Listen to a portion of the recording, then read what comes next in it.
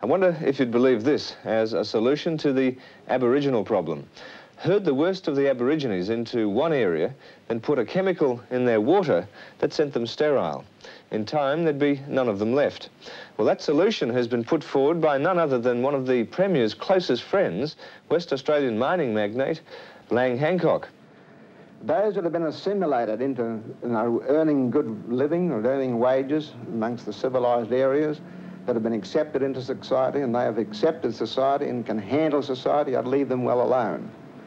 The ones that are no good to themselves and can't accept things, the half-caste, and this is where most of the trouble comes, I would dope the water up so that they were sterile and would breed themselves out in the future, and that would solve the problem.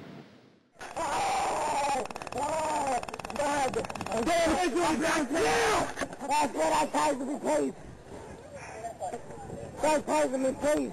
You're going to comply? I'm going to die.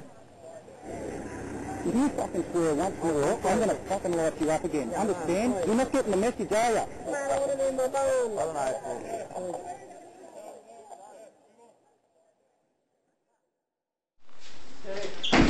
Right. You're being very silly, mate.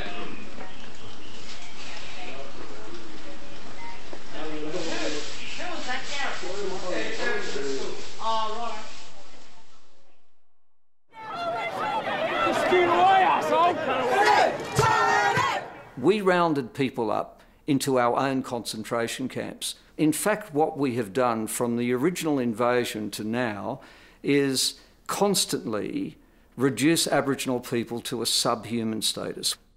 The policy says you're a black Aboriginal Australian. You're not wanted on this earth.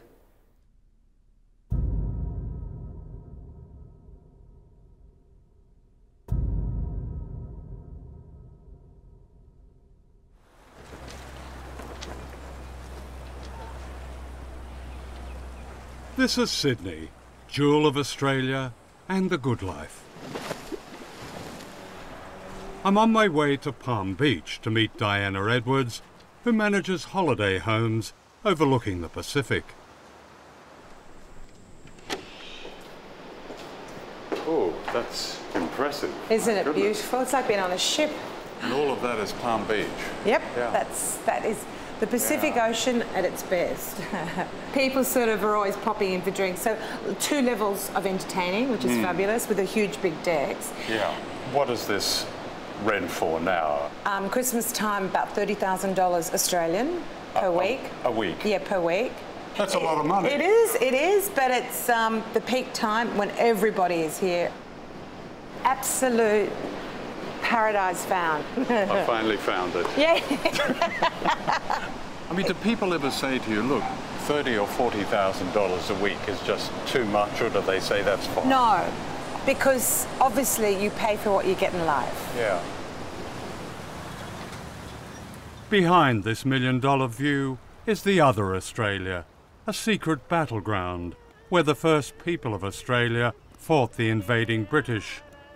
This was their land, which they defended bravely and with ingenuity, but they had no guns and were defeated. In 1838, the Sydney Monitor reported, it was resolved to exterminate the whole race of blacks in that quarter. And this is how many of the survivors live today.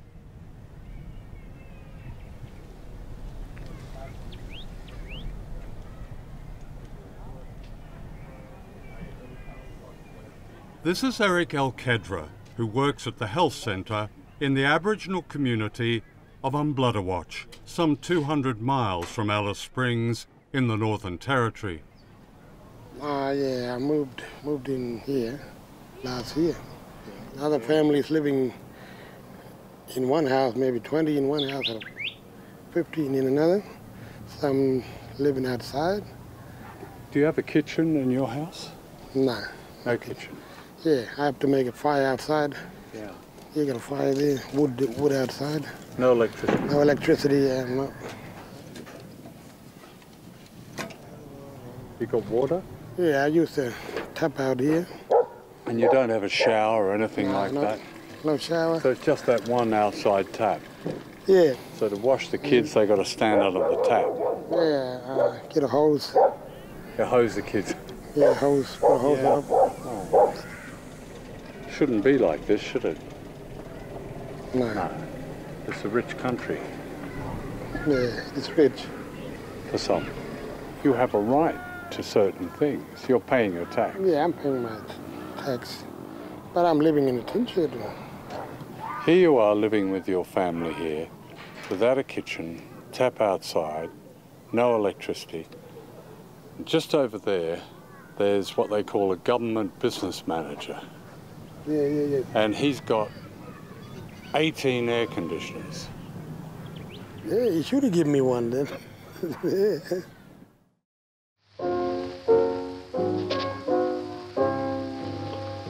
Like a jewel so rare in a setting that's fair, a city of white was born.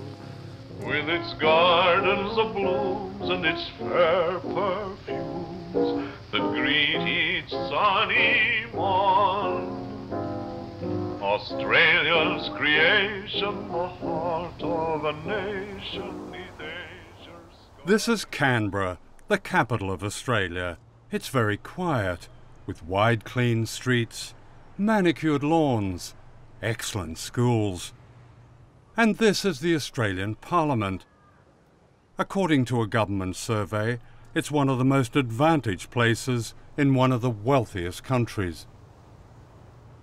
And this is the suburb of Barton, named after the first Prime Minister of Australia, Edmund Barton, whose Act of Parliament in 1901 became known as the White Australia policy.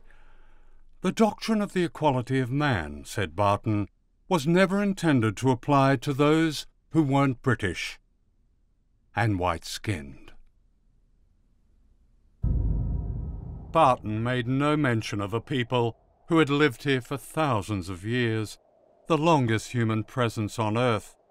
They were deemed barely human, unworthy of recognition in the new suburban utopia. They are Australia's secret.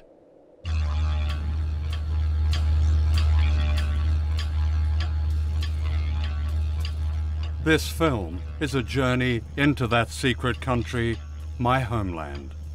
It will describe not only the uniqueness of the first Australians, but their trail of tears and betrayal and resistance from one utopia to another.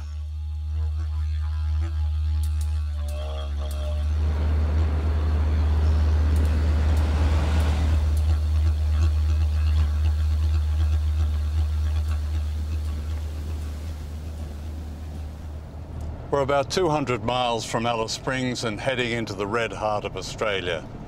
It's a region known as Utopia, called that by the first white people here, who either had a very acute sense of irony or were demented by the fury of the heat. It hasn't rained for months and it's extremely dry.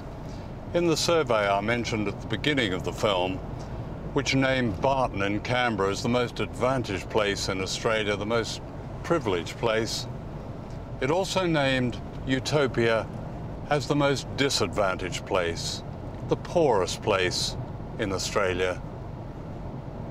It's the home of the first Australians.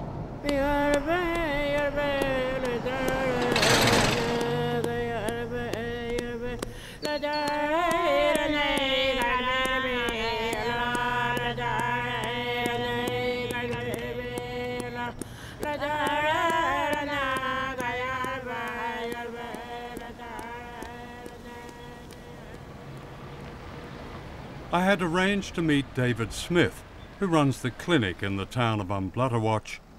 David and his team from the Aboriginal Health Service do their best helping to care for communities across the vastness of Utopia and beyond. That one's water. Good.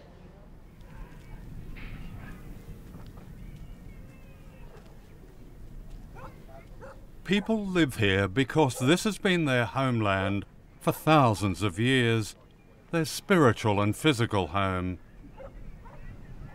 and yet they are denied the basic facilities that white Australia regards as their right and takes for granted.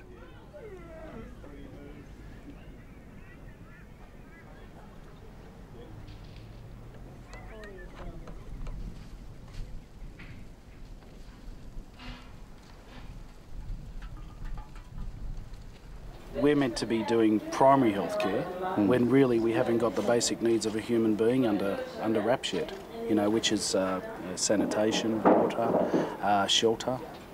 They're out here. They've got we don't have public transport, so if you don't have a car, you're trapped out here, so that's impacting as well. There's no bush bus service.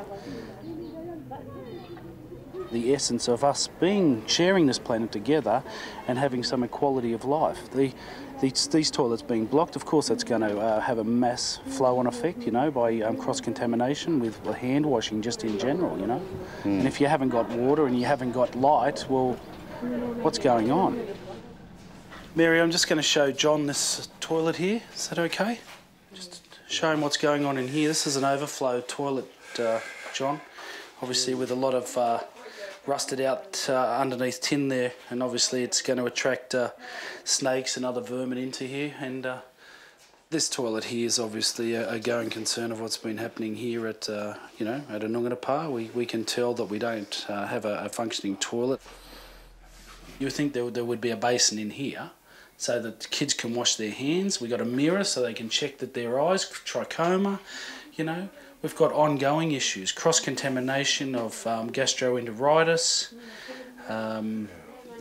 just so many numerous things that this can create. I mean, where do I stop? It's, you know, these are compacting, let alone on the diabetic and the chronic diseases. We know that there's a major problem with diabetes. We know there's a major problem with renal and coronary disease. But what we haven't started addressing is the impacts that low quality housing and poor maintenance and sanitary practice is impacting on in Aboriginal lives. All this needs revamping. It needs pulling down and building again. Well, it's not a refurbishment, is it? No. Do you get a lot of cockroaches and that? Yeah, cockroaches. Because they came out and sprayed not that long ago, didn't they? I've had to get them out of their ears. They've crawled into their ears, and I've shown other health workers they didn't believe me. I said, no, you need to have a look at this and look in the ear with a otoscope, and seeing a cockroach with his legs and all intact curled up in an ear, in adults as well as children's ears, in the canal. So I know that they're there, so you can't tell me that there's not cockroaches and there's not a problem. Talking about ears, do a lot of these children have glue ears, that is, otis ears media. that block up? Otis media is a compounding factor in Indigenous people. What's the effect of that? Well, it's a learning process, a delay learning due to them not hearing correctly. They can't hear the teacher. No, that's right. We're going to get a lot of problems. We'll get respiratory normally. We'll get cross-contamination, diarrhea, gastroenteritis. And how does it affect the young children particularly? Well, hydration levels. You know, you lose. You know, they lose 10% of their body fluids. We've got some serious problems.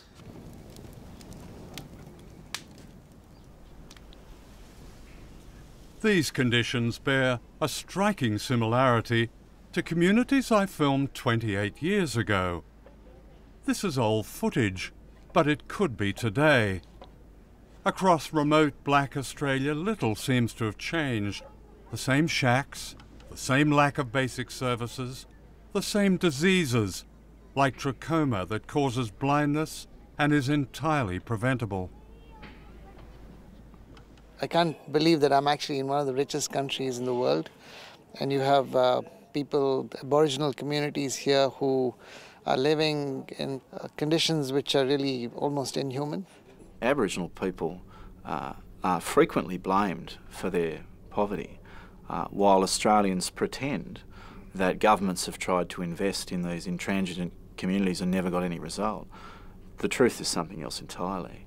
Governments do not invest in remote Aboriginal communities because if governments do, they know they won't be in government very much longer.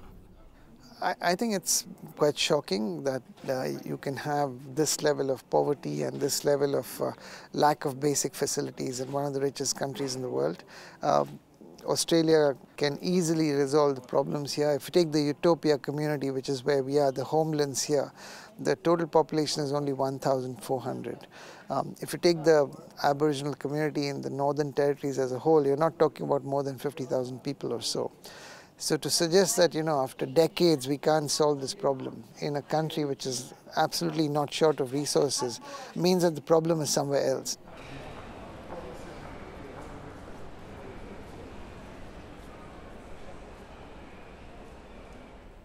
Mr. Snowden, you've been a Member of Parliament for the Northern Territory for a total of 23 years, almost a quarter of a century. A third of the Territory's people are Aboriginal. Why, after all these years, is there unchanging, shocking poverty wherever you look? Hard question to answer in short. I think there are a combination of issues, one of which is some legacy issues, which revolve around very poor government policy for, well, 50 years at least. I mean, I've been making films on Indigenous Australia for as long as you've been a politician. And to be shocked all over again is quite an experience. And what people have told me over the years are sets of excuses. In the context of health, for which I'm responsible and have been responsible now for a number of years, 3 years, we've made massive interventions which will address many of those issues. We've got significant policies, very good policies, addressing chronic disease management. These policies have been introduced by this government since 2007, and they are making a significant difference. There was no significant difference for one Aboriginal man who died during the night I was staying in his community. The next morning, his family and his small tin shack were gone. When an Aboriginal person dies, their home dies too. On the night I was there, a man called Mr. Davey, aged just 47, died of a heart attack in his humpy about 20 metres from the clinic. They couldn't save him with all the equipment they had and all the expertise they had. And it was made clear to me that they couldn't save him because this man probably had, as a child, rheumatic heart disease, which is the highest recorded, has the highest recorded rate in the world. Which is why we're investing in the primary health care to try and ensure that these young kids, the next generation of kids, don't have their father's problems. And that's what we're doing. And I'm proud of what we're doing. Well, I'm glad you're proud. I just couldn't see evidence of anything in these communities. You talked to the doctors. Ring the doctors up after. Yes, I've talked to the doctors. And did the doctors tell you what I talked to one doctor I talked to. I didn't expect her to say what she said. She compared the conditions with 19th century Dickensian England. She said in that time there was rheumatic heart disease. That's right. I talked to another doctor who reminded me that Australia is on a United Nations shame list as having not conquered trachoma, which even poor countries like Sri Lanka have conquered. And did she tell you about the investments we're making in trachoma right now? I'm not proud of the past. I'm certainly not proud of the past. What about the present? What I am proud of is... You're proud of the present? I'm proud of the fact that we've How could any Australian, and I'm an Australian, walk into those communities and say they're proud? Could you let me finish? I'm proud of the response this government's made to what is a very poor set of circumstances for Aboriginal people, not only there, but in other communities across this country. And I won't have it from you that we're not committed to making those changes. And I won't have it from you that we're not investing those resources. And you need to know a bit more about me than you currently do, I might say. The reason I'm asking these questions, Mr. Snowden, for two reasons. One, you're the Minister of Indigenous Health, and two, you've been the representative of some of the poorest, sickest people in Australia for 23 years. Why haven't you fixed it? What a stupid question. What a stupid question. What a puerile question.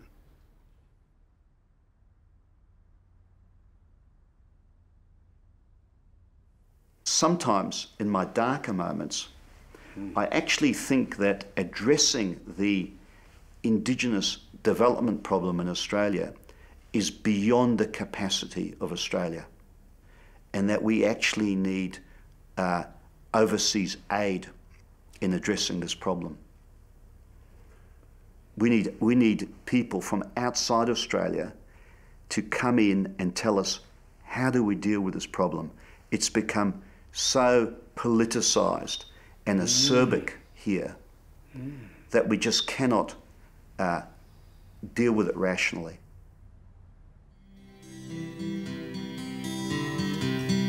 Now when I was a young man, I carried me pack, and I lived a free life on the rover. From the Murray's green basin to the dusty outback, well, I waltzed my Matilda all over. Here, as you enter the Australian War Memorial in Canberra, Aboriginal people are represented alongside wild animals, reptiles and birds. In a country of cenotaphs commemorating foreign wars, not one stands for those who fought and died resisting the invasion of their own country, Australia. Is there any commemoration, remembrance in the museum about the frontier wars, the wars fought against that invasion? No. Why is that? I don't know. That was a major war, wasn't it? I don't know. I mean, listening to you, I'm surprised. You have such a very interesting and a very enlightened view, frankly, of so many wars, and yet we have no commemoration. I served with Indigenous soldiers, and they're wonderful people, and I have great admiration for what they did, and I know how they suffered, but I really don't know why we don't embrace that history. Maybe we're not overly proud of that history. Thank you. Officialdom in Australia is so sensitive to this truth that I was refused permission to film in this great public place and had to play tourist with a camera. And the band played waltzing Matilda as the ship rolled away from My first encounter with Aboriginal people was here at La Perouse, overlooking Botany Bay, where Captain Cook landed. I was 11 years old, and it was an adventure to sit on the sand dunes and look at the people who lived in shacks, who were meant to be dying off. Aboriginal people were not counted in the census, unlike the sheep. A school textbook explained why. We are civilized, and they are not. This is a TV documentary from 1962 that captures the mood of the time, as if Aborigines were not Australians at all, an attitude that seems to have barely changed. Do you regard yourself as dark, and your people as dark people? Oh yes, my father was a full-blood, and my mother's fair. I take after my mother. But I don't class myself any better or any lower than anybody else. I just class myself on the level of everybody else. Why do you think that you live the way that you do? Oh, well, see, this place here, they haven't done it up. They pay rent. People pay rent here. But the places are not up to standard. Some of them could pass easily for Australians. Few of them care to talk about their disappointments. Have you ever taken any interest in this whole problem yourself? Yes, before, years ago. Why did you? I was fighting for child endowment, bonuses. I'm against the way the papers, they incriminate my people. They bring us down. They don't try to lift us at all. They forget we're human. Denigrating their humanity was part of an ideological campaign known as the History Wars. Following the election of the Conservative John Howard in the 1990s, a group of academics and commentators claimed there'd been no invasion of Australia, no massacres, no genocide. The arrival of the British was a day of celebration for which the natives should be grateful. They and their culture were all but obsolete, their history worthless. This genocide denial was the propaganda of empire, trying yet again to justify the stealing of land and the banishment of its people.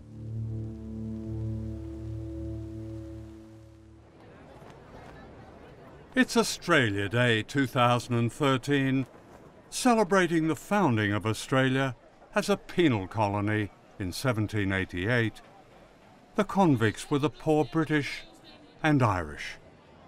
For Aborigines, this is Survival Day, a day of mourning.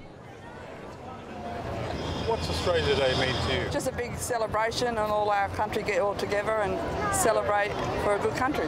Do you think the first Australians have a role in Australia Day? Are they, many of them are rather offended by it? Are they? Why? Well, because that's the day 225 years ago that we took their country. Oh, well, yeah. Well, we all think of them anyway, too. That's why we all celebrate. Do you think they have a special place, though, as it was their country for thousands of years? And they could have their special place, but now it's everyone's place. Right. They still live in very poor conditions, most of them. Well, I suppose that's their fault, eh? If they're part of our society too, they have to do the same as us and try and help things when they can, get work, don't you think? To be one of us. I know it's hard for them because nobody wants to employ them, do they? They would say it's their country. When you say one of us, they would say, well, maybe it's the other way round. Yes. Yes, there is, I suppose, yeah, there is that, but they own from the their country. point, They're the original owners. Yeah, we came in with our flag and said, this is ours. I know. That's what makes it hard, doesn't it? Well, over history, that's always happened, hasn't it? Yeah, Whoever it's comes always in happened. takes from the original. Yeah. This is only through the media that I've heard, where they're drunk and they can't get up and they don't want to help themselves. You know, well, that's no good either, is it? You know, you've got to try and get them sober them up and say, well, you know, you can have a future. Why are they living in such shocking conditions still there? Well, I think that's what they want. They get offered a lot of things, but that's what they want. You think they get offered a lot? Yes, I've been into Central Australia and all that. And yeah, I think that's just how they like to live. They like to live in that. In their own. Yeah. What about the people whose country it was in the beginning? What about them? They haven't got much to celebrate today, have they? No, they do. What? Because you come to this country, mate, you're a part of this country. No, they didn't come to this country. They were here to begin with. They were here to begin with? They had it for thousands of years. They're all Australian, mate. Everybody that comes to this country is Australian. Why do you think they find today a day of mourning, a day of offensive day, because it celebrates the taking of their country? I do not believe that is an offensive. We are all Australian. And that's it. Every single person walking past me right here, everybody. Yeah. They're Aussie. Doesn't matter if they're black, white, yellow, blue, green, whatever, man. Yeah. They're Aussie. We're all Australian. Are you Australian? No. You're not? Irish. How do you think the first Australians make of today? Because they haven't got a lot to celebrate, have they? The Aboriginal people. In what way? Well, 225 years ago, their country was taken from them. See you later. You're full of shit, mate. The fact remains that we've never left this country. We have never ceded any part of our country or signed that over to any other foreign settlers that's Australian. We've never done that. None of our people have ever agreed to say, righto, you can take my country, but in exchange for that, I want some welfare funds. Our people have never been aware of such a transaction. What amazes me is there is not the hatred, because that's beneath our dignity to hate people. We have not got that. We have not got that anger. But as all people have to start thinking about righting the wrong, the awful wrong that continues to happen to us and ours.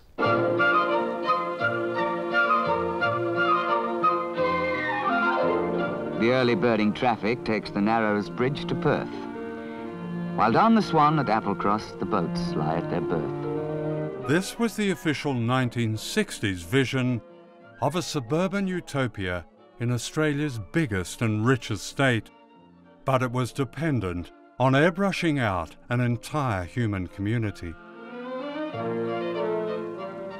Ah, this is better than life for me. A day by the beach in the open sea.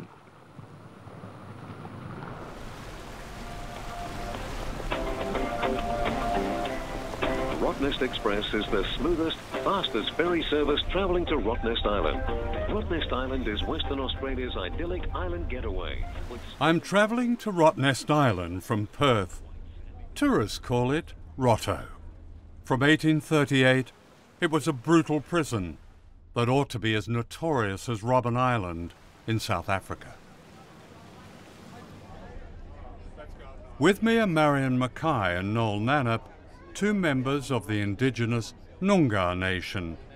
They know the truth about this island. When I asked Marianne to accompany me, she was fearful, until Noel offered to protect her from the sense of horror and injustice that awaited us.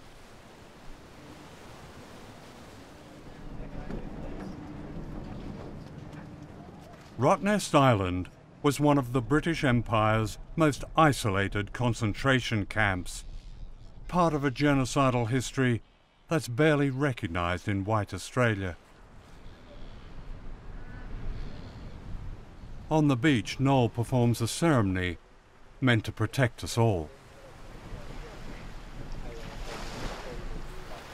So, if you scoop up a bit of sand, and then it's the gnarly waga, like your body odour, will be on the sand.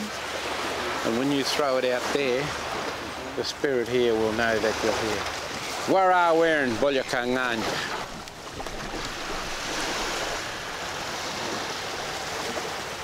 Pabradan, mudik jinjin.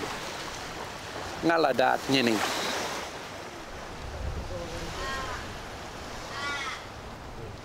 On the ferry over, I just picked this up.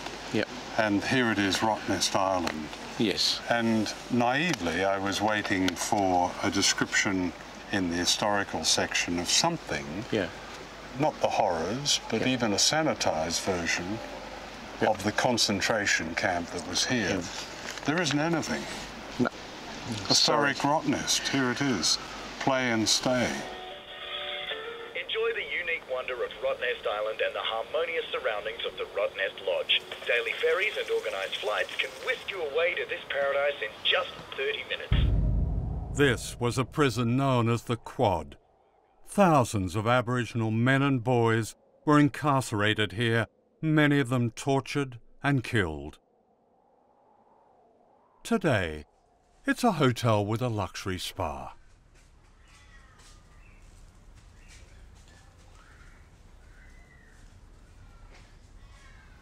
Australia must be, Noel, the only country that makes a tourist hotel out of a place of carnage.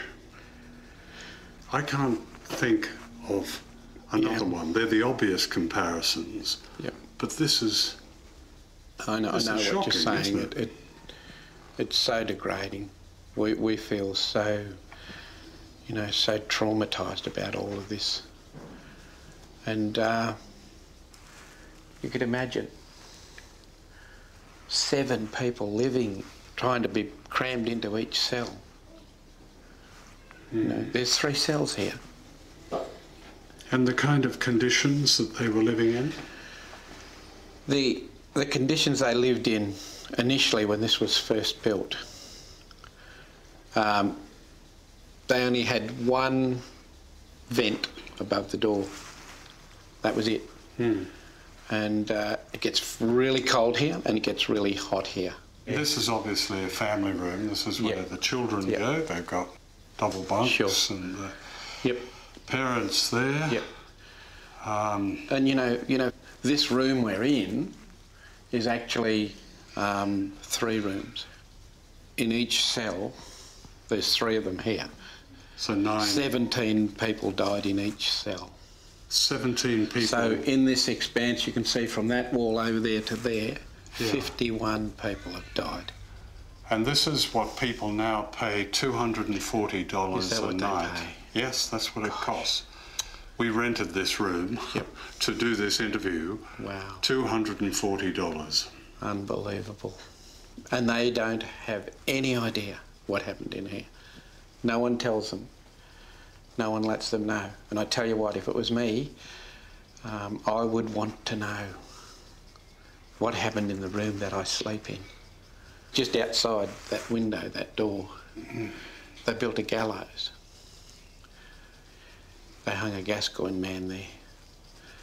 And the other prisoners that came down with him had never seen someone hung. And they were subjected to being lined up each side of the gallows. And the prisoners built the gallows that had already been here, and they watched as that man was hung. The impact it had on them, they were just stunned, and for days and days they were just mourning and wouldn't eat. So that's ticking over as well as what happened here. And you know, these people coming in here and staying here, this is what Aboriginal people are subjected to in Australia, the lucky country. I mean, lucky for who? Certainly not us. We're refugees in our own country. Next to the hotel is one of Australia's largest mass graves. Over 300 Aboriginal prisoners are buried here. Until a few years ago, there was no sign indicating this was sacred ground. What was once the morgue is now the hotel kitchen. The manager of the hotel told me there were long-term plans to convert the quad prison to a memorial. You see the burial ground and they just got no respect at all for the history of our people. Have all them unmarked graves with a sign talking about the place, but then you've got a road right between it where the car can drive through and people can just walk and desecrate the areas of our ancestors' remains. Rottnest Island is not the past. Western Australia is a state of imprisonment for black Australians. On Australia Day 2008, an Aboriginal man called Mr. Ward died a terrible death as he was driven 300 miles in this prison van in blazing heat. The temperature in the mobile cell reached 56 degrees centigrade. The coroner called it a disgrace. The Director of Public Prosecutions took 2 years before deciding to do nothing. Eventually, the van drivers, their employers, and the prisons department were fined for a breach of health and safety regulations. An Aboriginal man called Mr. Ward suffered a really terrible death. The coroner said, in effect, he cooked to death. The coroner also said that your department, when you were minister, shared the responsibility for his death. I certainly contemplated resignation after it happened, because what's the point in Parliament if you can't change things for the better? Well, the Aboriginal legal services, they routinely warned you as minister. Yes. So you couldn't say you didn't know. No, I knew, and in fact I can recall writing a lengthy letter to the Aboriginal Legal Service.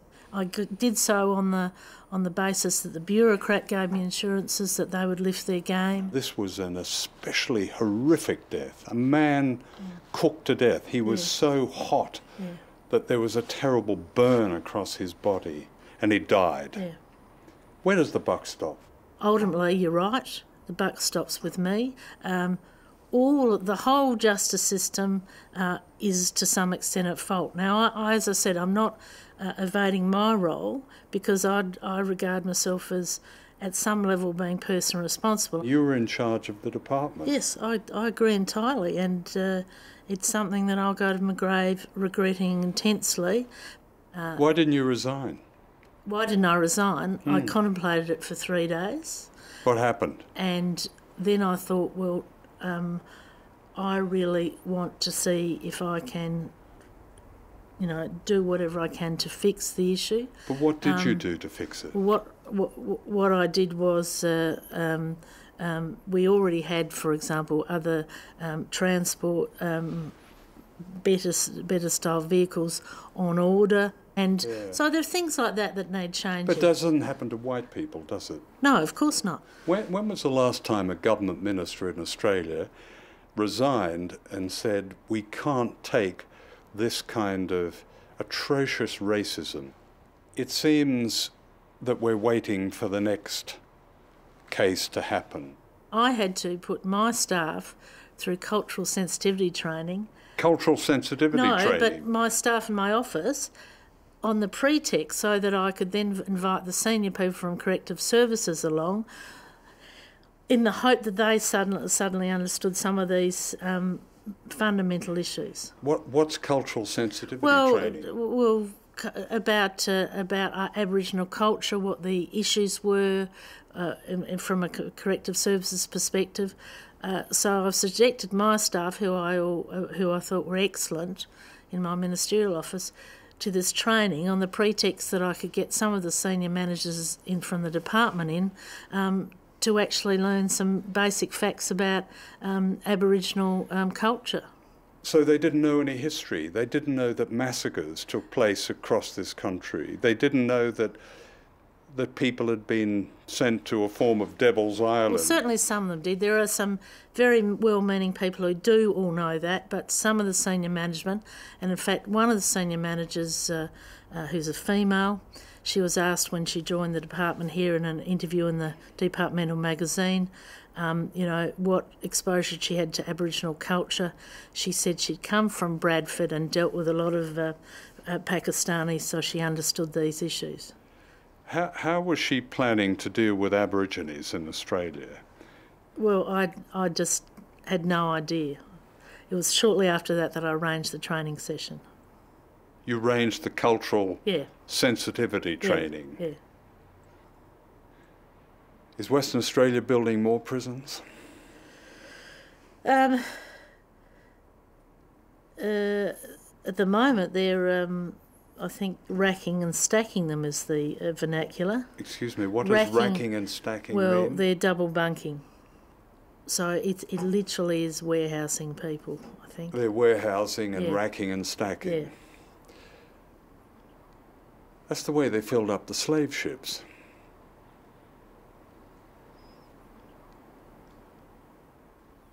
That is what they're doing, John. They are racking and stacking. They've just built the 14th prison, adult prison, and they've lauded it. It's been applauded by a lot of people. It's up in Derby, and it's an Aboriginal prison. So it's going to be mostly Aboriginal? No, it's going to be all Aboriginal, from less than 3% of the population.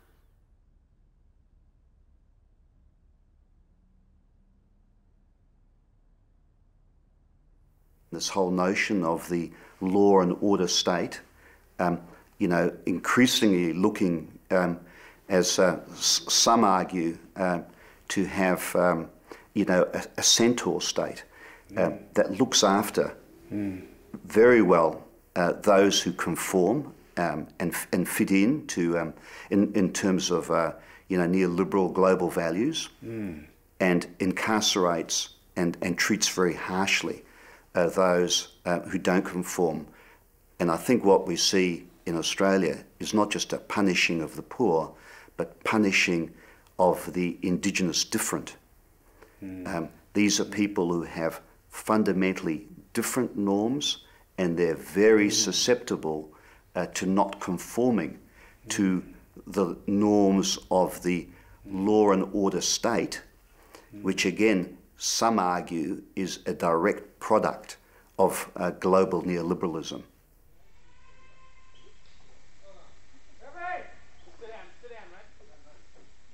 This man had committed no crime, He was drunk and seriously ill.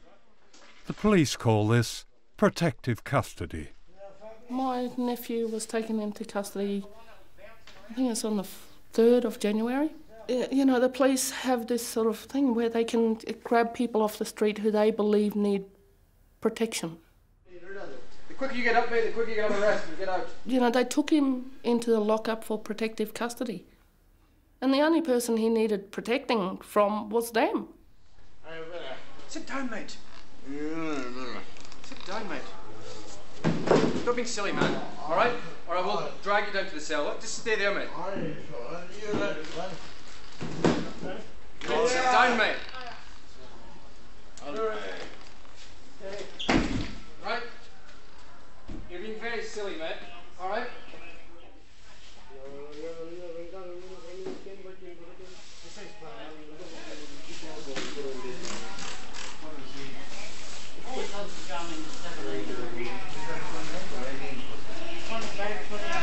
Not a glamorous walk.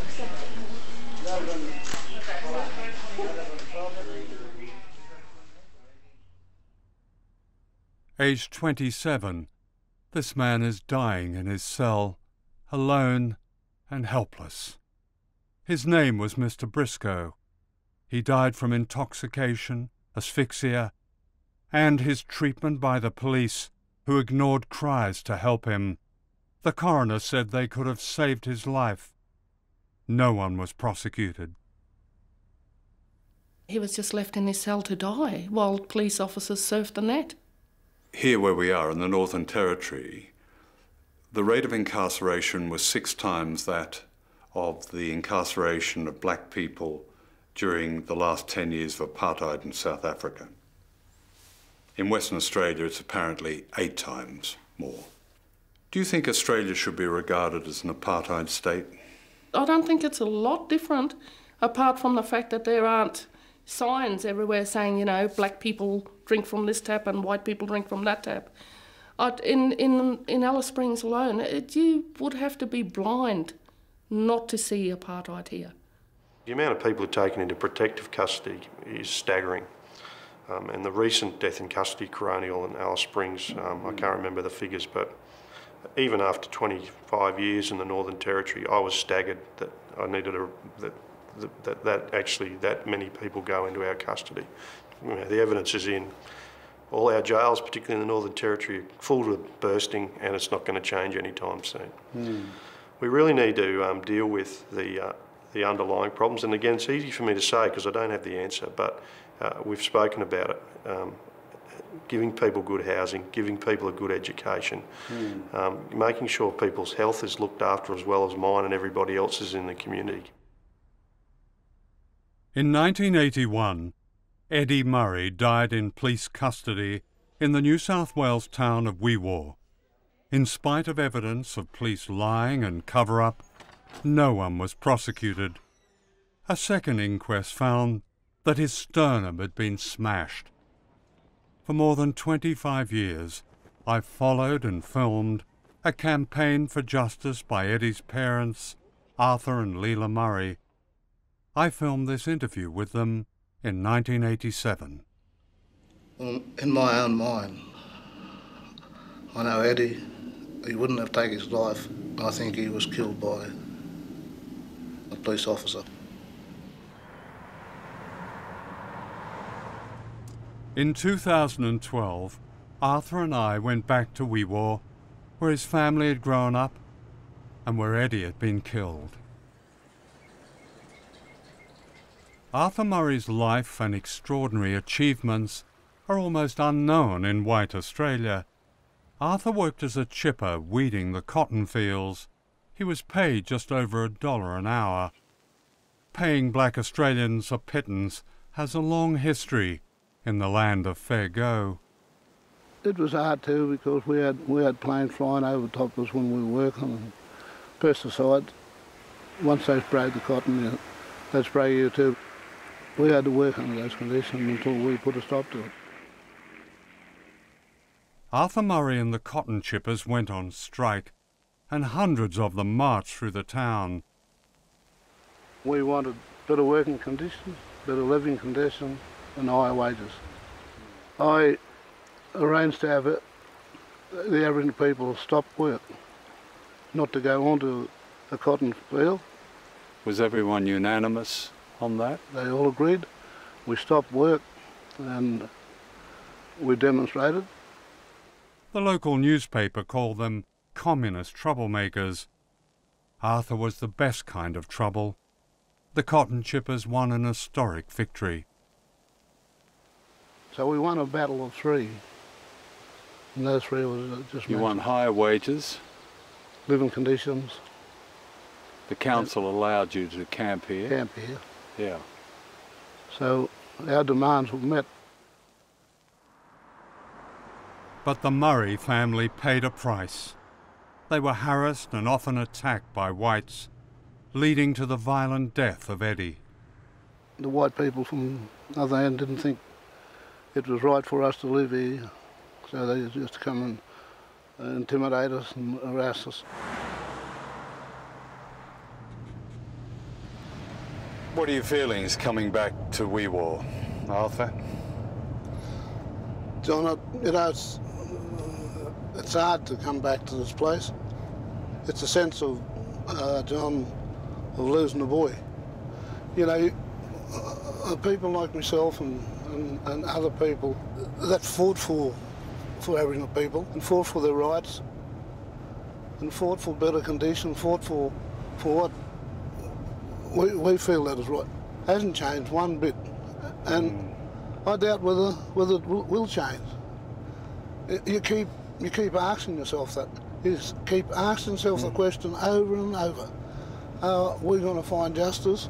Are we going to find the people that recognise that we exist here in this country?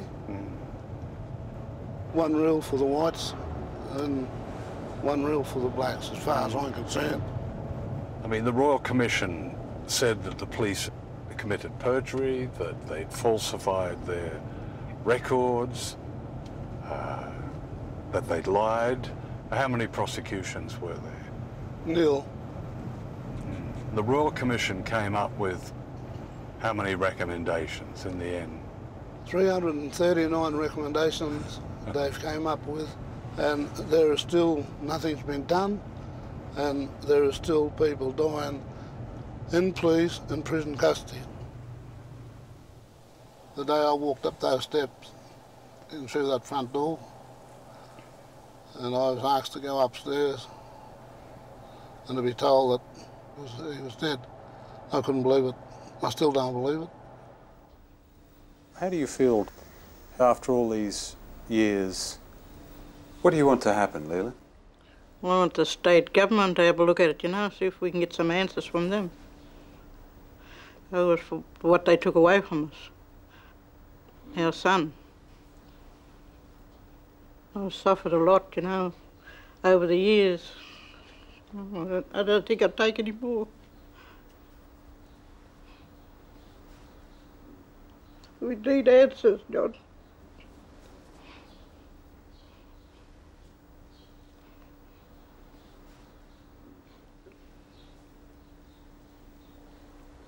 When do you think things will ever change in this country?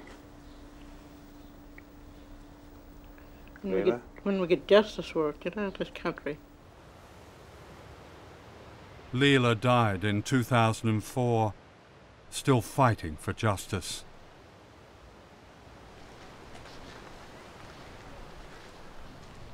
Every time you come here, is it sadness and anger or? Well, John, it's both. The sadness and also anger.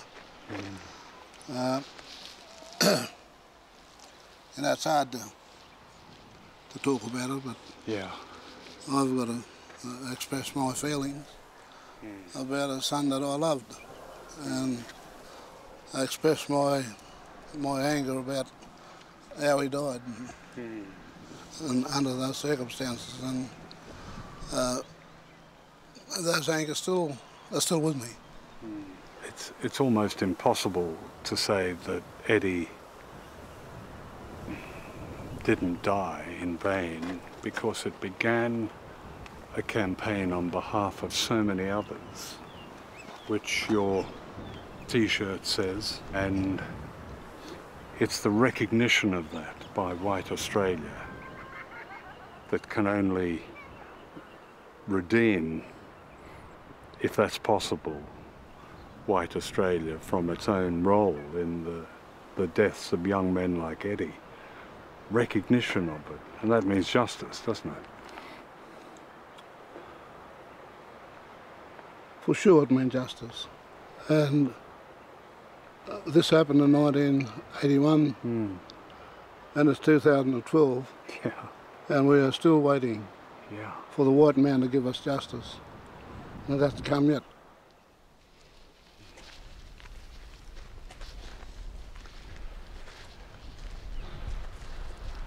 This is Leila's grave. Yeah. All she felt, John, was pain and sorrow, and she thought maybe one day that we'll get justice, but that has failed us, failed her, failed the family. How old were you when you met, you two?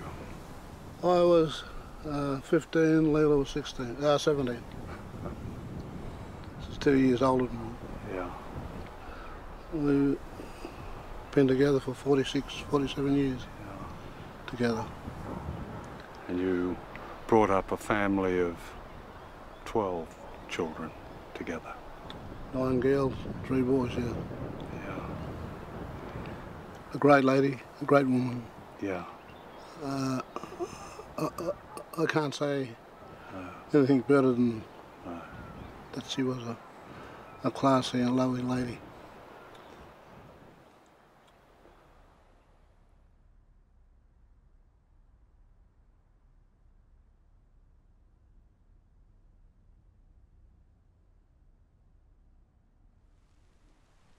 Arthur Murray's heroic stand for the cotton workers is part of a hidden history of Aboriginal resistance.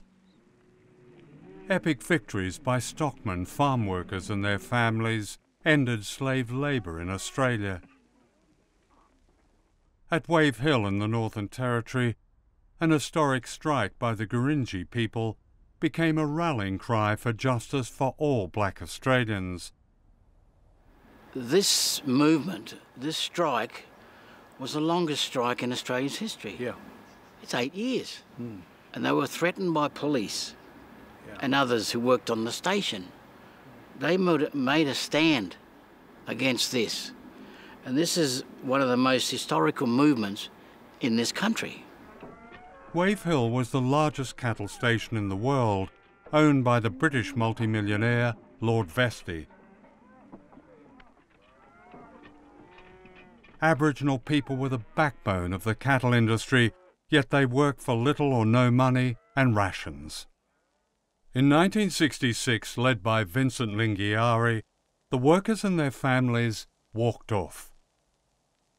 Their defiance is expressed by their union organiser, Dexter Daniels. We want the money now. You want the money now? Yes. Too long to wait. So you want to break the law, in effect? That's right. You think you get all the Aborigines on your side? Yes. In all the Northern Territory? That's right. I will. I'll do all I can. Every ways I can.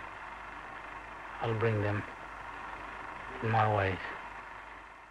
Their strike was a victory for the principle of equal pay and decent working and living conditions. The struggle for land rights is at the heart of the continuing struggle for freedom in Australia. Black Australians have won limited land rights and a native title law, but this often gives preference to the institutions of white power, resulting in bitter divisive battles for sacred land and the wealth beneath it.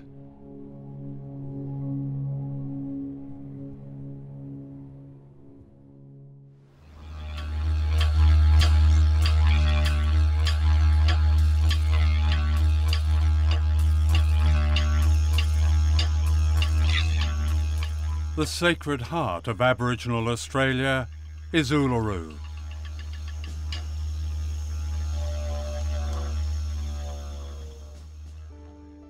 where tourists can enjoy the good life for more than $2,000 a night. It's eco-sensitive and out of sight of the poverty and slums of those whose land this is.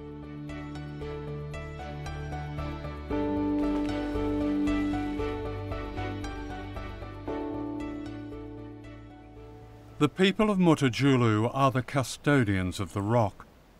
Their overcrowded houses are riddled with asbestos, which causes cancer.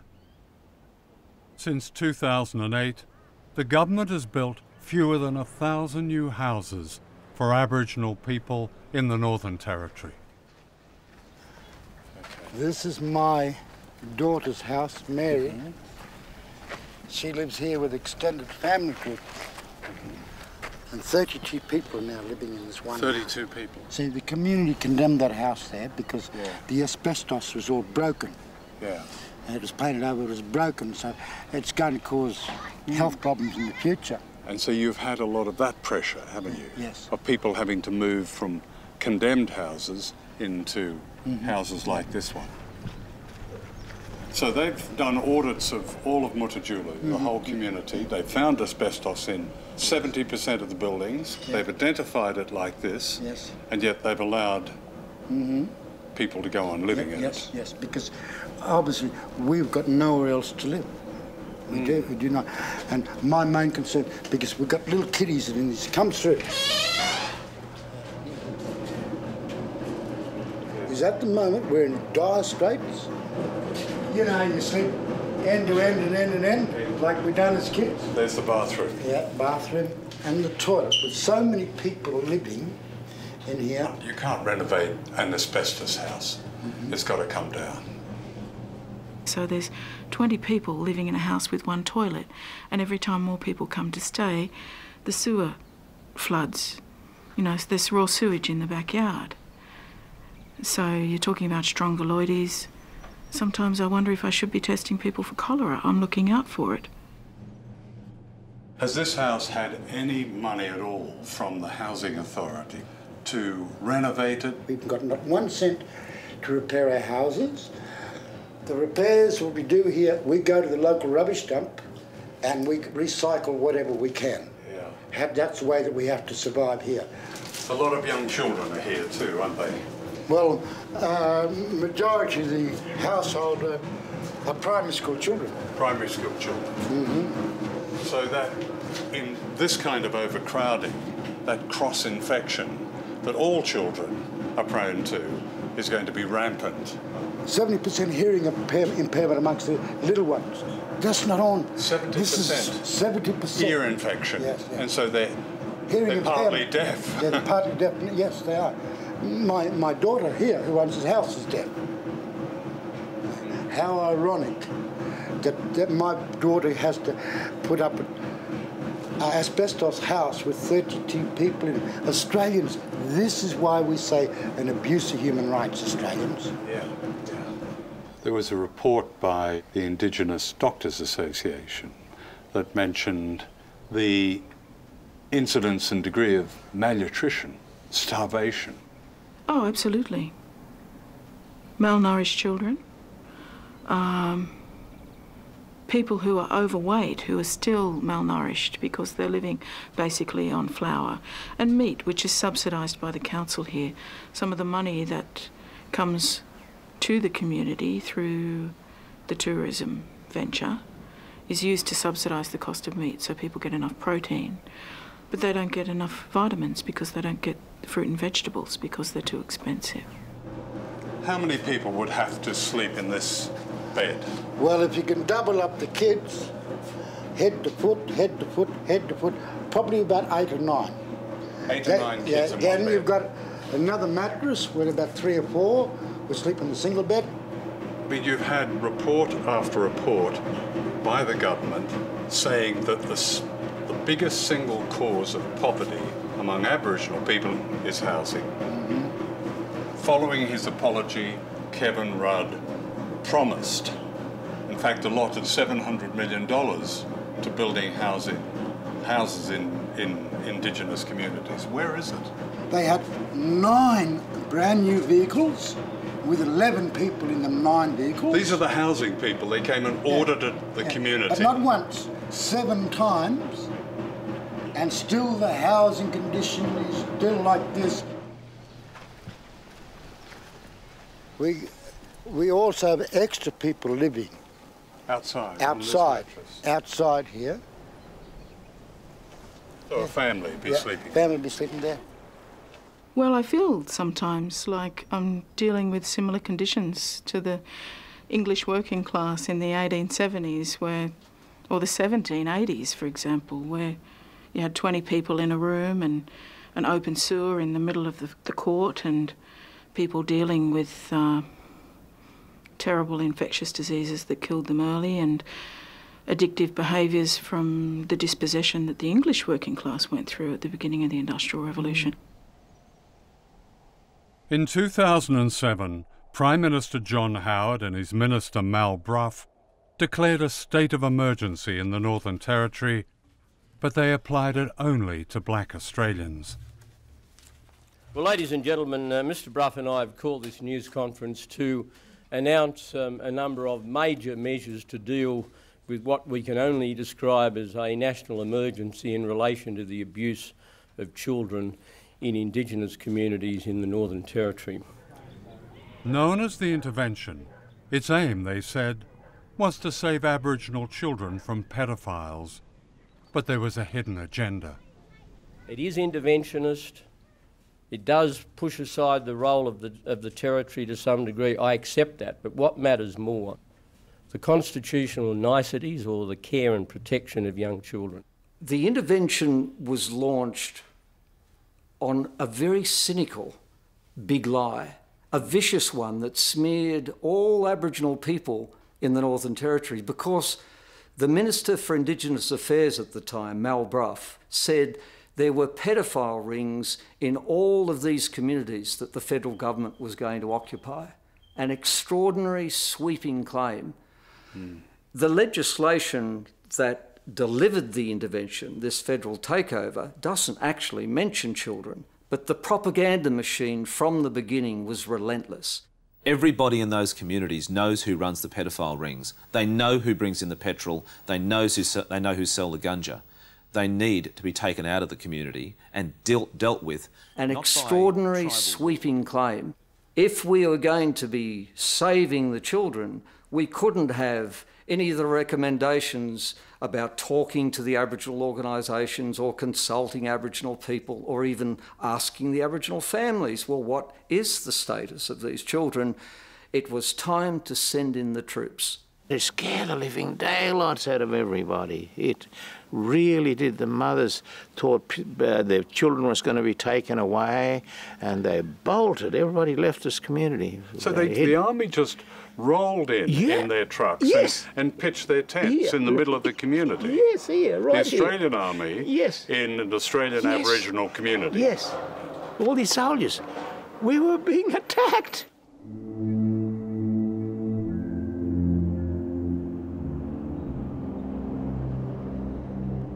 For the first time in modern Australia, the army was sent into black communities as the spearhead of a government determined to control people's lives and their land.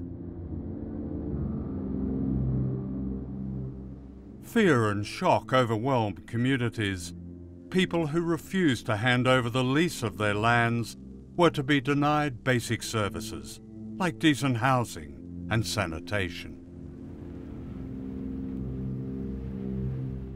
A government job scheme that employed thousands in remote areas was all but eliminated. Benefits and pensions were restricted, and people could only buy essentials with a special basics card. Only black citizens were treated this way. As people's incomes were quarantined, starvation was reported. The government's own review committee found what it called a collective despair among Aboriginal people. The rate of self-harm and attempted suicide quadrupled.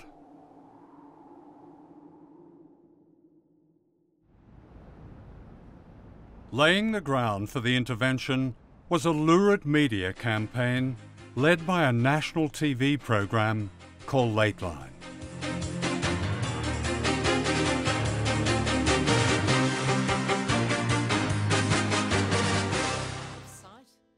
Lateline claimed that Aboriginal children were the victims of sex slavery. The programme's allegations centred on the community of Mutijulu. A key witness was this man, whose identity was disguised. They called him a former youth worker. The people who are in control are the drug dealers and the petrol warlords and the pedophiles. There was no sex slavery, no petrol warlords, no pedophile rings. The anonymous witness was actually a senior government official who had worked in Mutijulu but never lived there. The Lateline program was exposed by investigative journalist Chris Graham, founder of the National Indigenous Times.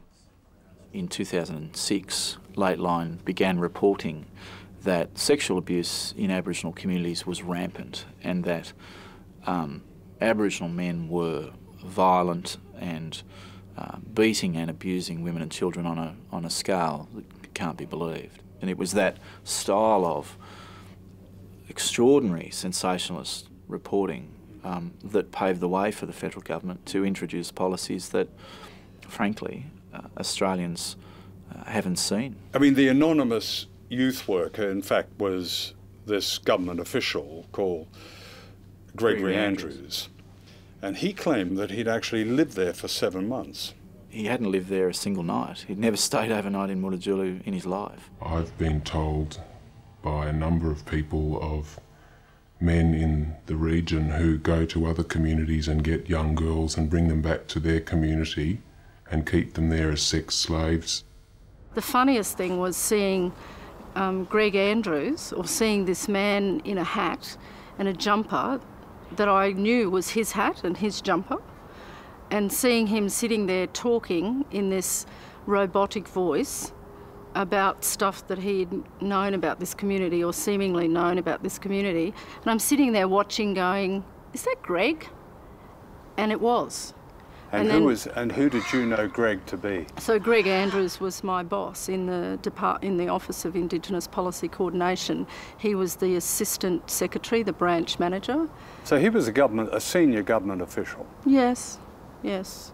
He made all sorts of bizarre claims. He made a claim that he knew of, or he had heard of, children being held in communities against their will and traded amongst communities by Aboriginal men as sex slaves.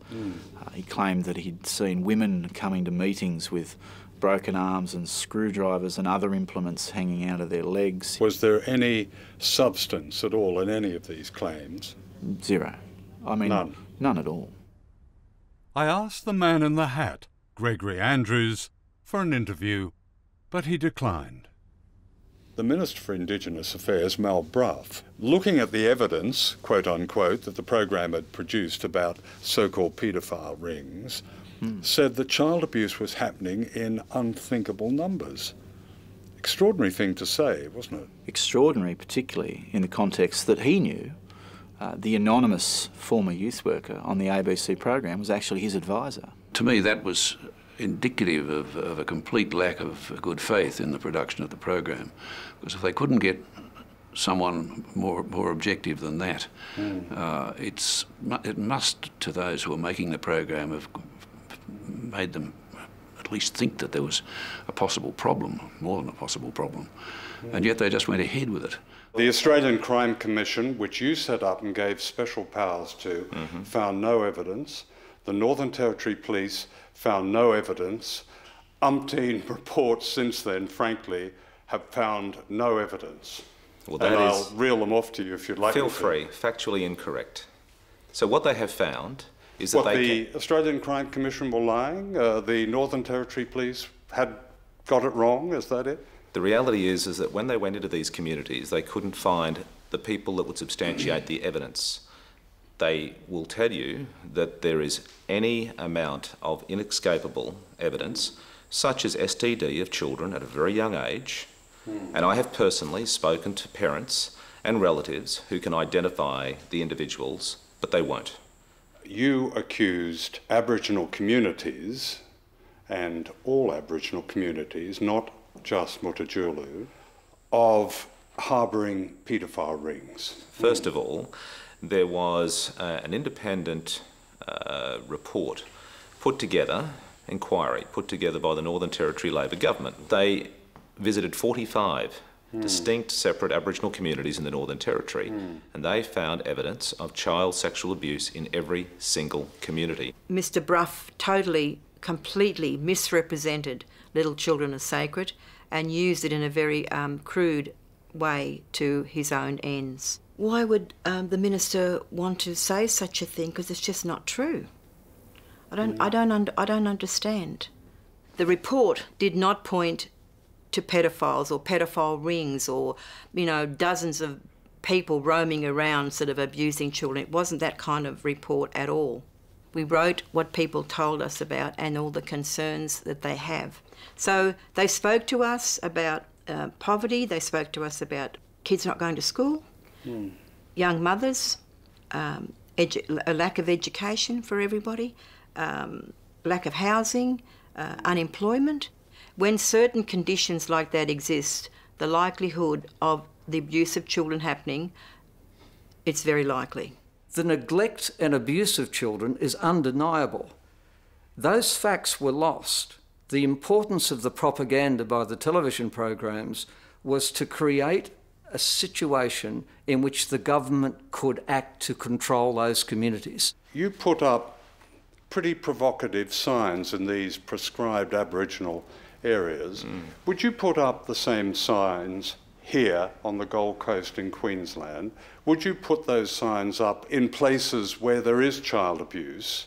Middle class Australia, working class Australia, white Australia?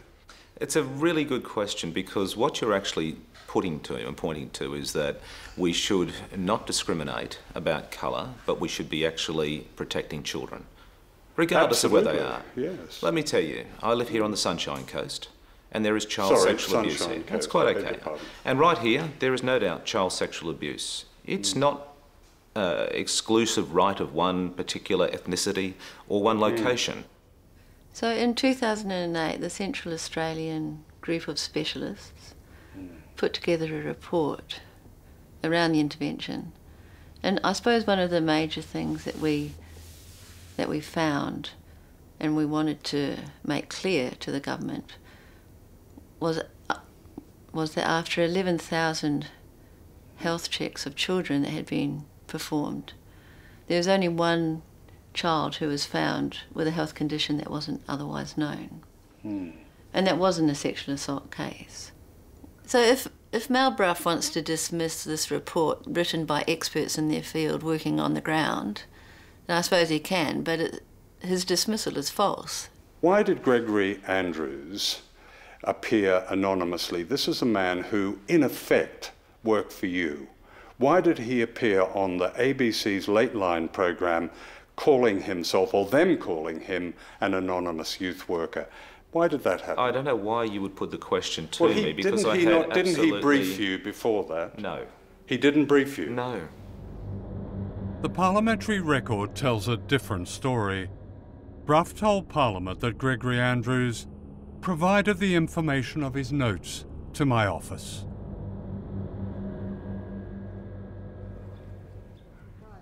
Now, the program used footage showing Aboriginal children sniffing petrol, didn't it? It did. They weren't from Mutijulu. The petrol sniffing footage came from a community called Docker River, which is hundreds of kilometres away. It's like, but it was represented as from Mutijulu. Members of the Mutijulu community complained to the ABC about the program. An inquiry confirmed that footage claiming to be from Mutijulu had come from elsewhere. Disguising a government official as a youth worker was called unfortunate, but justified because he said he feared for his safety. The complaint was rejected. The ABC declined my offer to be interviewed for this film. The people of Mutijulu and others complained to the ABC, and an internal inquiry of a kind was held, yes, and which announced that the program was exonerated. What's your view of the process that exonerated the program? Well, I think it's farcical, really. It's a bit like the police investigating their own behaviour. It may be a perfectly proper process internally to do that, but then to rely on it as exonerating the program makers seems to me to be going a step much too far.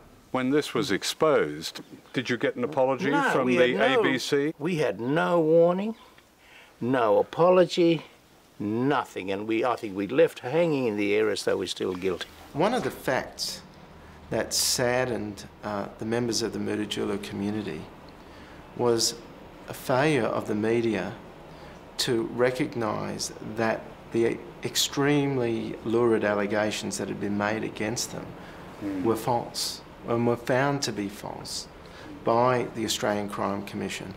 No one ever took the time to clear the name and the reputation of the Mutijulu community.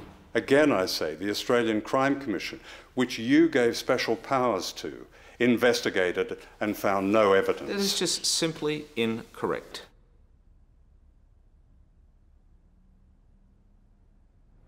And he completely annihilated us in what he did. That intervention was completely, disgustingly wrong. I certainly accept that the intervention was wrong-headed, was stupid. I said it at the time. I maintain that point of view. It was based on a deception, wasn't it? Well, more than that. It was based on a lie. Good. What was the lie? Well, the lie was that basically, to cut it short, that Aboriginal men were basically all child molesters. Aboriginal men, I think, are the most demonised people in Australia. And I'm constantly saddened by that because that's my father, that's, you know, my elders, that's, you know, Aboriginal men I deal with every single day. It saddens me that they're painted as these rapists and people who can't control themselves. I think that's just absolutely disgusting, and it shows that these people who write these things don't know the Aboriginal men I know. They obviously haven't spent a lot of time with Aboriginal people in communities. I think that's what really saddens me because it affects Aboriginal women as well, because that's our husbands, that's our sons, that's our uncles. It's really disgusting, and it is a myth. It's not true. I mean, we've got a lot of racist policies in our past, but this one was the mother of them all. And in order to launch that policy, the federal government, with the assistance of the opposition, the Labor Party at the time, suspended the Racial Discrimination Act in order to bring it in. And there is only one reason why you suspend a Racial Discrimination Act, and that is if you intend to do something that's racist. And both parties admitted it was racist. The United Nations has branded it racist, but they did it anyway. I'm damn sure if, say, South Africa had proposed to introduce similar legislation there would have been absolute outrage in the rest of the world.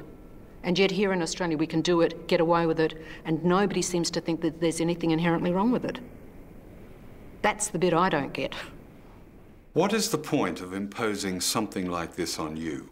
I find it extremely suspicious that, you know, I remember a few years before the intervention was placed in Central Australia, watching huge helicopters fly over our homeland with these massive, big, I don't know what they were, I can only assume they were looking for minerals.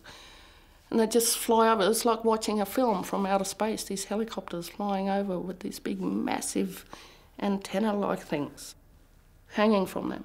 Then, you know, a few years later, the government comes, you know, crashing into the Mutijulu community to sort of obliterate these paedophilia rings that actually weren't there.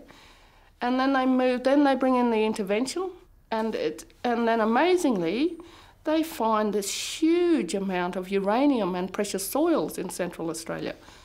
And it all coincides around the same time. And you know, people might think I'm being a bit paranoid, but you can't help but be paranoid when all of those dots are sort of connecting to each other.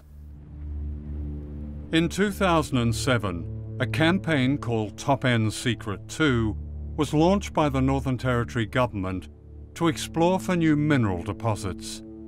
According to an industry survey, the Northern Territory is the new frontier of Australian mining.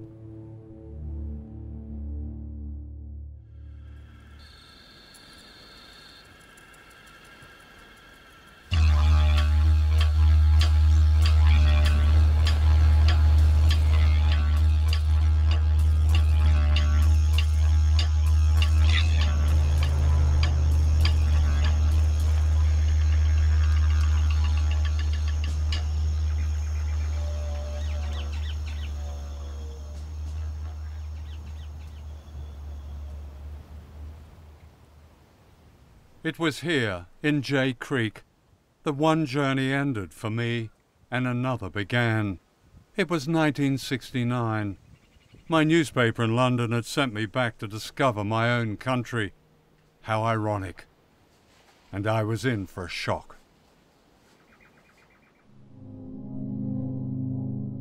This was a photograph I took at the time. Jay Creek was secret Australia. A government reserve where people were forced to live in unimaginable conditions.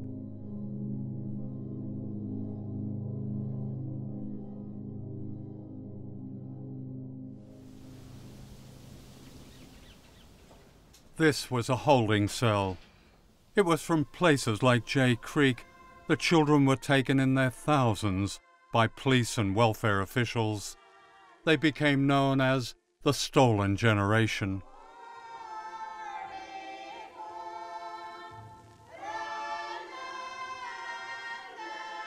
The policy was assimilation. It was influenced by the eugenics movement, which had links to fascism. One official famously described it as breeding out the black. It was genocide.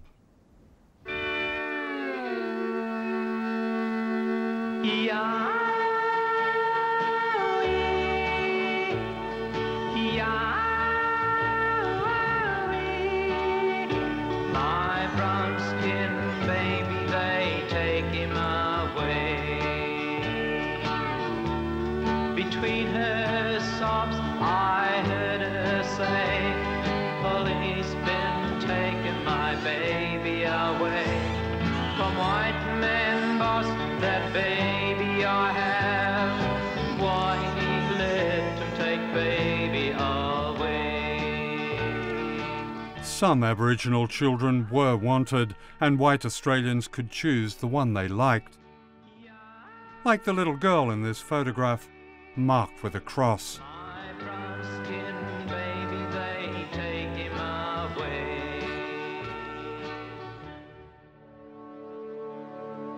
Many would become domestic servants in middle-class homes, an undeclared system of slave labour.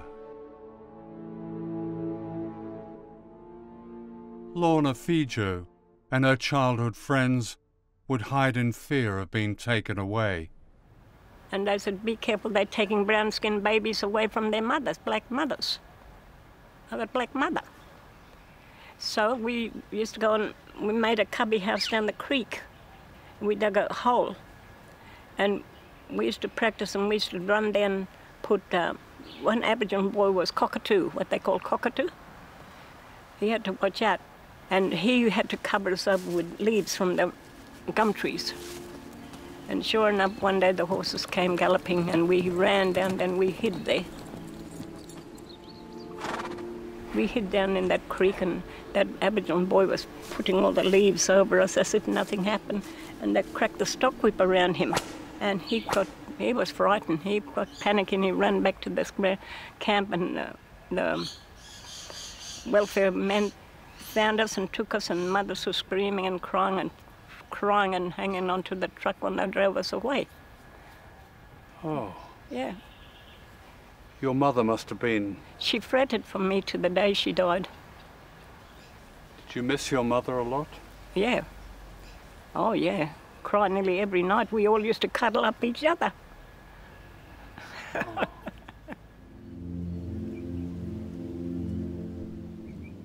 Known as the bungalow, This is where many children were taken from the 1920s to the 1950s, where they were easy prey for sexual predators. Australia's darkest secret is that rape and sexual exploitation were used by whites against black women and children.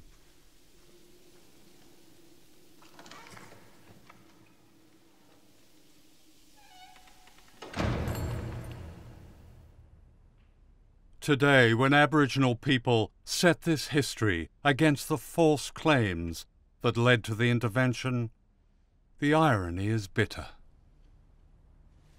The time has now come for the nation to turn a new page. A new page in Australia's history by righting the wrongs of the past and so moving forward with confidence to the future. We apologise for the laws and policies of successive parliaments and governments that have inflicted profound grief, suffering and loss on these our fellow Australians.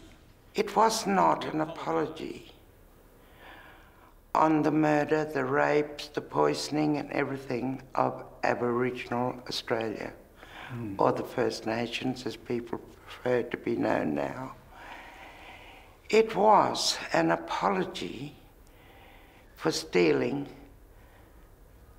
so many of our kids with the same intention of assimilating them and making sure there is no continuity of Aboriginal traditional practices in Australia. Mr. Rudd, as Prime Minister, you broke a long silence in Australia. You apologised to the Aboriginal people for the theft of their children. You said, and I quote, "It's not sentiment that makes history, it's our actions that make history." What did you mean exactly? I think with the apology, two things were necessary. One was a deeply, if you like, spiritual or emotional transaction between Indigenous Australians and non-Indigenous Australians. And that was simply but profoundly to say sorry. It may sound trite to some. I've heard it described as gesture politics. But if you have deeply wronged a people or deeply wronged a person in your own life, you cannot begin to conduct a normal relationship until you've set wrongs to rights at that level. But the wrongs did continue.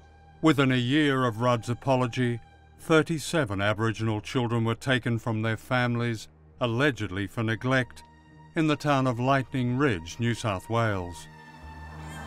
There was a little baby, 4 days old. They just went to the hospital and just ripped him out of your mother's arms. That's going back in history. This is what was done with our little stolen generation children.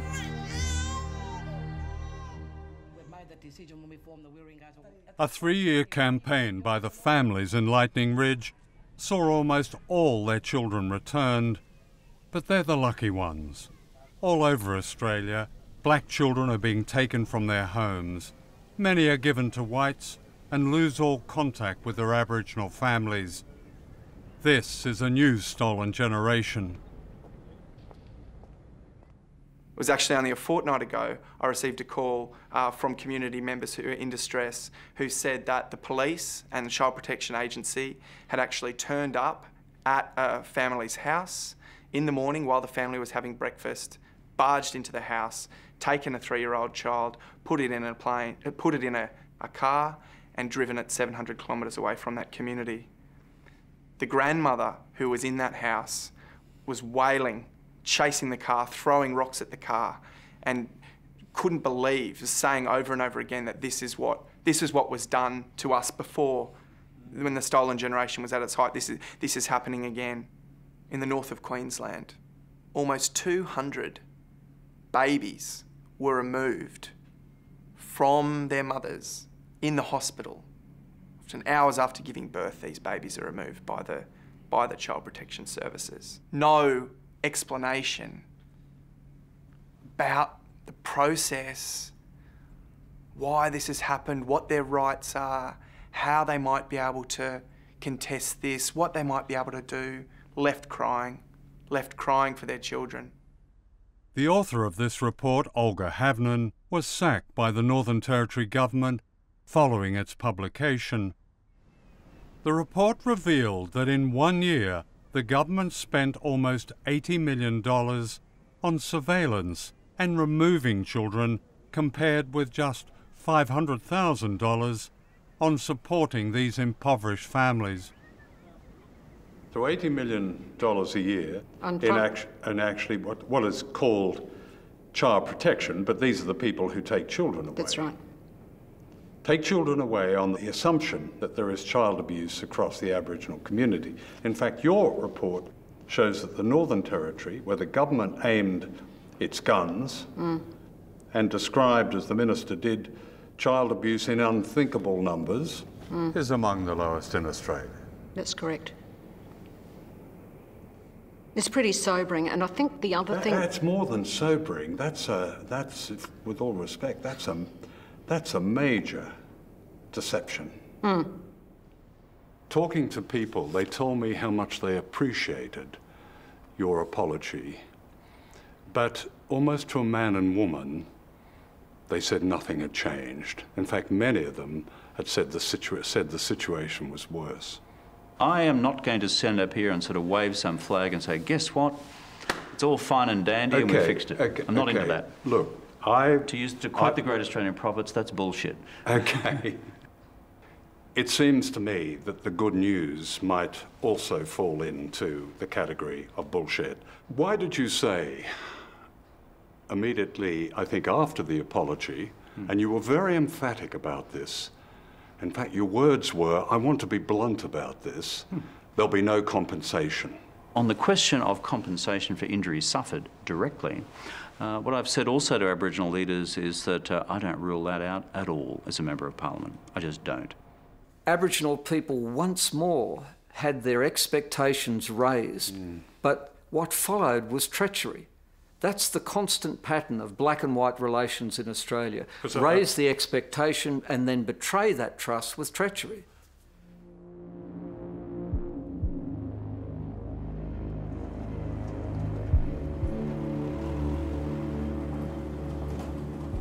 This betrayal runs deep in Australian political life, with its connections to powerful interests such as the mining industry.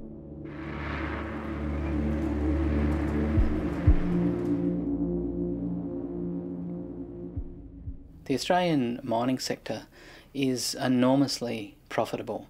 It makes profits of around $1 billion a week. It makes profits of just under $52 billion a year, and it's a vast amount of money. And what you basically have is large companies making massive profits from minerals that they didn't make on land that they don't own. And that's called smart economics. That's called 21st century Australian economic development. In the 1980s, the Labor Party pledged national land rights to the Aboriginal people. They call this Australia's greatest moral cause. The mining lobby went on the attack with propaganda like this. Through Aboriginal land claims, your right of access to up to 50% of Western Australia could be taken away. Do you think it's fair that less than 3% of our population should claim ownership of up to 50% of our land? Full-page newspaper ads. You thought it was your home. Think again. Targeting iconic places in Australia. A beautiful picture of a beautiful place. Have you loved this? Take a good look now. Your kids mightn't get a chance to. Aboriginal people will lock it up. White people won't be able to go there. You'll need permits to go to your favourite beach. You won't be able to swim or fish at your favourite beach because the blacks will take it. It was extraordinary. It was bald, crude, and sadly, effective. Once elected, the government of Bob Hawke gave in. universal land rights were abandoned. In 2010, the mining industry spent $22 million on a campaign to stop a proposed tax on their super profits. What do all those who love Western Australia say? Axe that tax. Axe the tax. Axe the tax. And bugger off. Please listen. Rudd, what should our Western Australian newspaper be saying? Axe the tax. Axe the tax. The campaign succeeded. Labor Prime Minister Julia Gillard reduced the tax to almost nothing. The revenue lost is estimated at $60 billion, enough to fund land rights and to end Aboriginal poverty.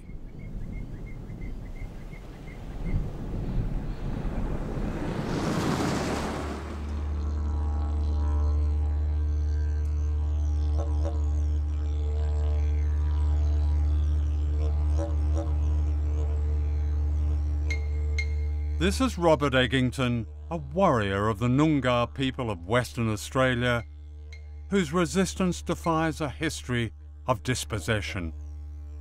Here he speaks uncompromisingly to a white audience. I've experienced dark sarcasm and racism from authorities since my early school years to my adulthood. I don't believe in nationalism. It's offensive, and it gives a false sense of identity of those who have stolen lands of which they now believe that they so rightfully inherit. Robert has pursued those who denigrate and exploit Aboriginal people.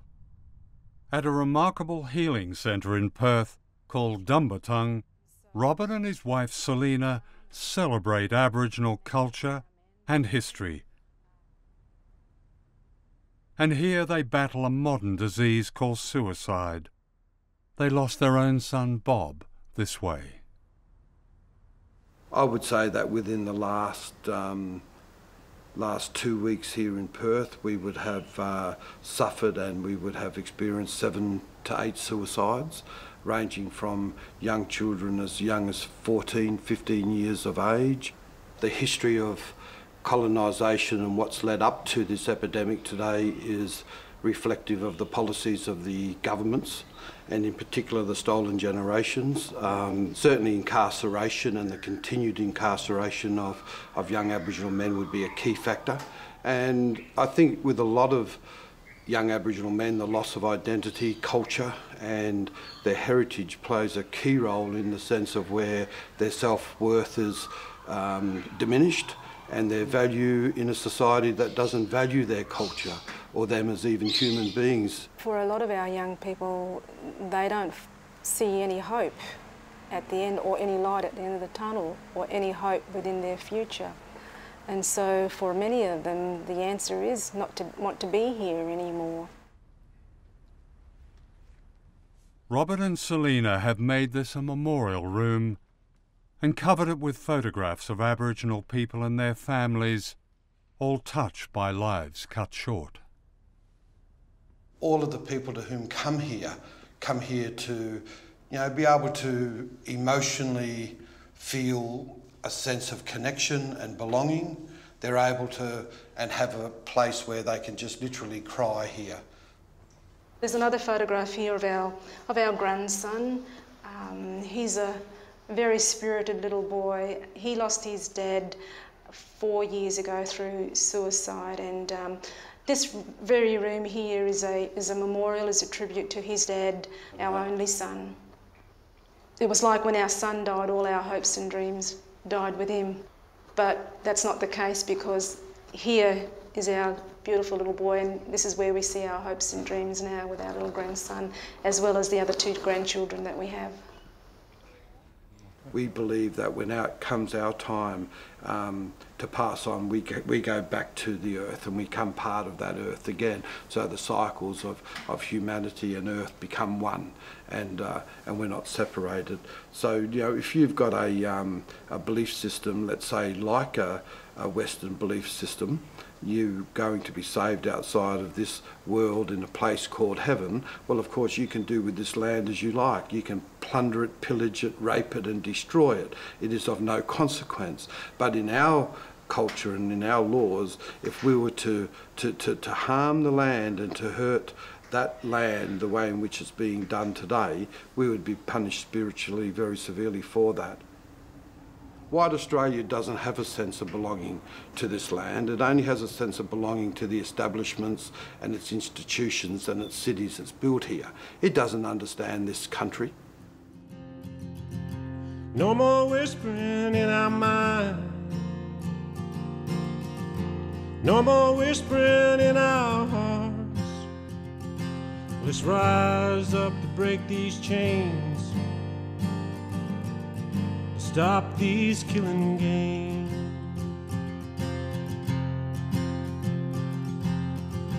One less loved one at Christmas. One less loved one on birthdays. But that smile won't be forgotten. Can you never fade away? In other Western countries, Indigenous peoples still suffer. But unlike Australia, historical treaties have been signed that begin to recognise their right to self-determination. Australia is the only developed country repeatedly condemned for the abuse of its Indigenous people. Now and then Australian governments talk of reconciliation, an acceptable idea that hasn't built decent homes or got rid of blindness in children and malnutrition and Dickensian diseases. It hasn't stopped young people suiciding, and it hasn't stopped a land grab that began more than 2 centuries ago. Like apartheid South Africa, reconciliation is not possible without justice, and this will only happen when the first Australians are offered a genuine treaty that shares this rich country, its land, its resources and opportunities. The benefit then will be mutual. For until we give back their nationhood, we can never claim our own.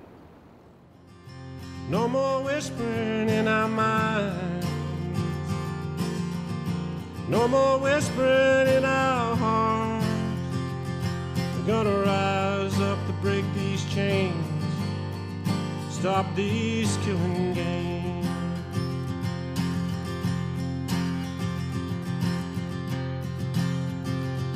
So the night was blessed with evil. As the soft rain began to fall, walking through the park at midnight, coastal town on early morning, the shots ring out in the darkness, blood on the ground where he lay. Gonna rise up for you now, for the rest who have gone. But no more whispering in our minds. No more whispering in our hearts. Let's rise up to break these chains. Stop these killing games. We'll miss him for the game today,